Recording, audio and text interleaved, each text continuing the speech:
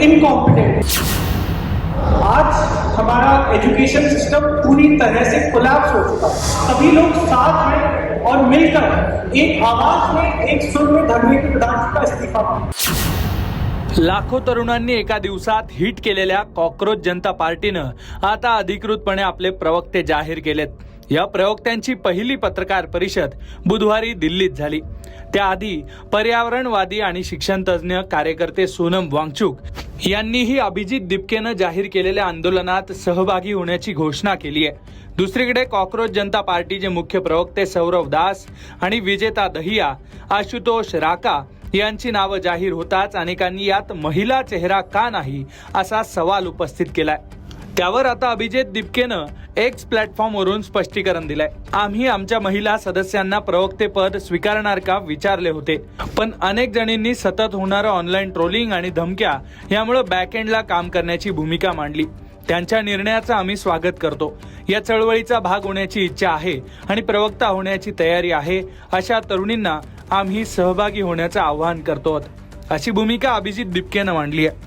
दरम्यान कॉक्रोच जनता पार्टीनं पत्रकार परिषदेत नेमकी काय भूमिका मांडली ते पहा। इस डेमोक्रेटिक और पीसफुल प्रोटेस्ट का हिस्सा बनिए। ये देश हमारा है। इस देश में अगर कुछ गलत होगा तो हमें ही उसको सुधारना होगा। आज हमारा एजुकेशन सिस्टम पूरी तरह से कोलैप्स हो चुका है। पिछले एक महीने में इस देश में जो घटनाएं घटी हैं उससे ये साफ होता है कि इस देश के शिक्षा मंत्री इनकॉम्पिटेंट हैं। तो हम चाहते हैं कि आप सभी लोग साथ में और मिलकर एक आवाज में, एक सुर में धर्मेंद्र प्रधान जी का इस्तीफा मांगे। ये सवाल मेरा ये है कि विपक्ष की तरफ से जो आप लोग काम कर रहे हैं, कॉक्रोच जनता पार्टी जो काम कर रही है, प्रेस कॉन्फ्रेंस कर रही है या ऑनलाइन मुद्दा उठा रही है, ये विपक्ष का काम था, विपक्ष की जिम्मेदारी थी। तो सवाल का हिस्सा एक कि आप लोग मानते हैं कि विपक्ष नाकाम है इसलिए कॉक्रोच जनता पार्टी को आगे आने पड़ा, और दूसरा कि आप लोगों से विपक्ष की तरफ से कुछ संपर्क किया गया है, किसी तरीके से किसी भी पार्टी के द्वारा बातचीत हुई है? देखिए, ये मूवमेंट इतना तेजी से आगे बढ़ा है, उससे साफ हो रहा है that there is an entire generation that is dissatisfied with the political system of this country, and that includes not just the ruling party but also the opposition. इसलिए ये मूवमेंट इतना तेजी से बढ़ा है। हम चाहते हैं, जैसे कि हमने कहा, हम तो बल्कि स्वागत करेंगे कि सभी पार्टियां, सभी ऑर्गेनाइजेशन, सभी सिविल सोसाइटी, सभी एक्टिविस्ट, सभी इंडिविजुअल्स साथ आकर एक सुर में धर्मेंद्र प्रधान जी का इस्तीफा मांगे।